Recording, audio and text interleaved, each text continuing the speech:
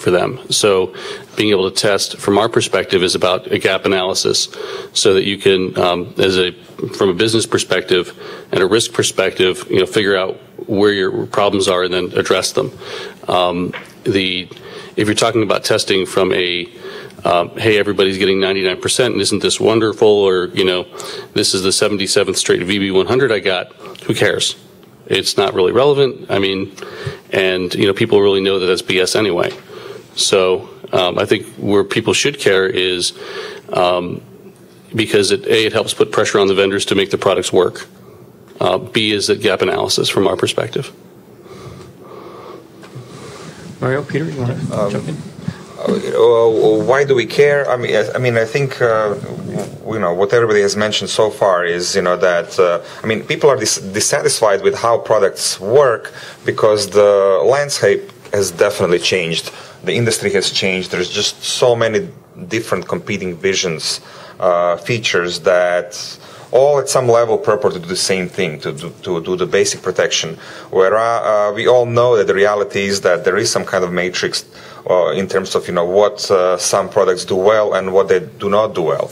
And we're really hoping that meaningful testing should hopefully give us sort of cheat sheets or some way to navigate the sea of overblown marketing documentations that's out there. Yeah.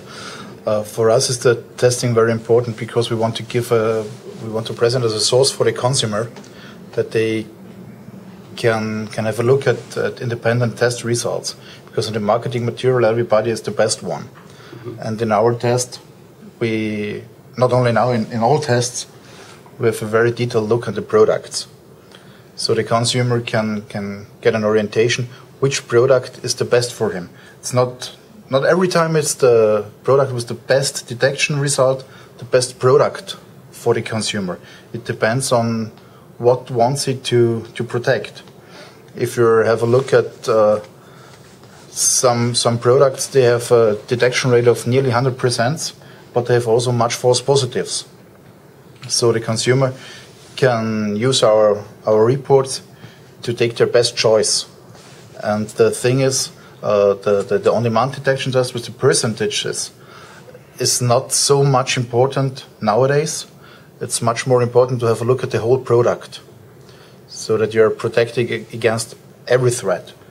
Because there are some Chinese products which have a good detection rate. They are very fast. They have a high false positive rate, but they do not protect from exploits or anything else.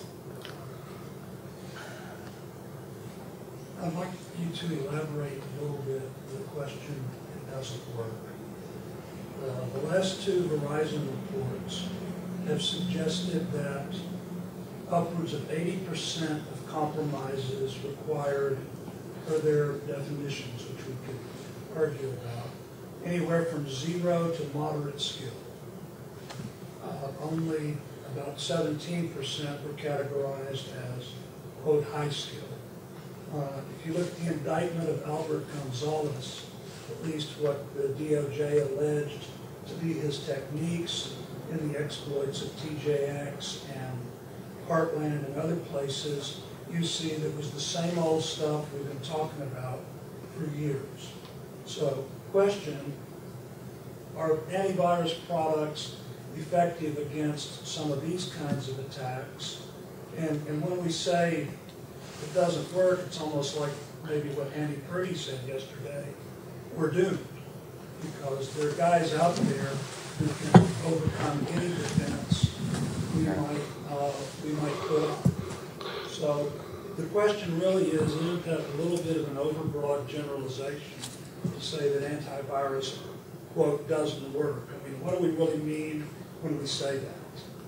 So can I give this to you? Because my English is... Yeah. So we break the products into several pieces from an endpoint perspective. You've got a firewall component, a host IPS component, which is to protect against exploits in theory, the traditional antivirus component.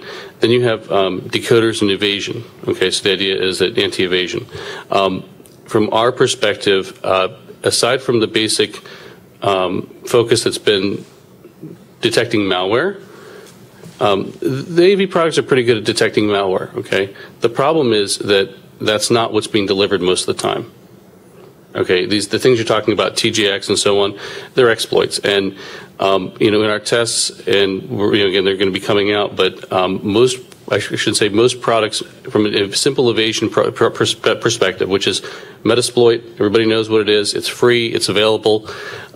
Most have at least 2 or 3 major evasions that they miss. So if you miss one evasion, it means that I don't care if you detect the malware or not, or I can detect the exploit. If I run an evasion, you're not going to catch it.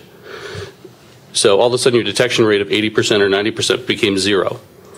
So when we talk about this being, they don't work, I mean, there's some fundamental issues in general across all products. And this is not any one product.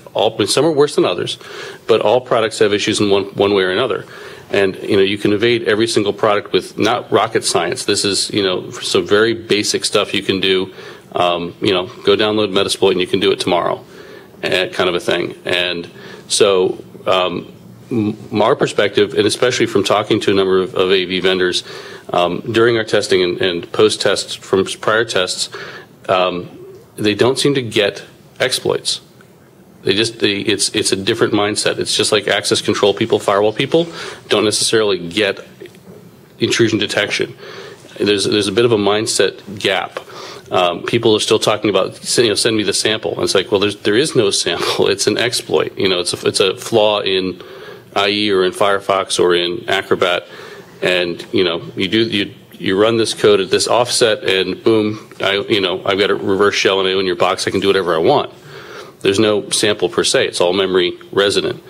And, we've had, I'm going to pick on AVG now because I can. We had a bit of a spat with them last month where they said, they detected Aurora. We had a quick report saying they didn't detect Aurora. They said we were wrong. The screenshot they offered as proof was using Firefox. Now, Aurora is an IE exploit. It doesn't affect Firefox. So the fact that they're blocking it with, saying, little pop-up saying it's blocked, it was just like, okay, there's something fundamentally that people aren't getting. And it's not everybody. I mean, there's obviously better and worse, but across the board, there's no one product that is catching everything right now. So when we say, failures, or they don't work, it's because it's so easy to get past them. Because that's... Well, another thing I would like to add, you should talk about the packing. Oh, okay. I mean, before we get into more detailed, because at some point we could get into very detailed technical descriptions and how anti-malware product suites work, and it's for us super interesting, super exciting, very sort of difficult to explain to general public. But sometimes when we talk about sort of enterprise exploit stories like TJX and the like, I mean, this is really enterprise problem, organizations that should be quite sophisticated in how they perceive and view security. And at many instances, the question comes down to anti-malware suite. Are they, are they really that sort of the standard bearer of security? Should they be covering everything, or should we just start looking at all kinds of other protection techniques in sort of, almost like a blended approach to securing various facets of your organization? It's very sort of amazing to me that, after so many years, that the industry has been around, there is very little sort of this detailed understanding of, what type of technologies you should be investing if you are protecting an enterprise, especially if the enterprise has a really large cash flow, just the way TJX had.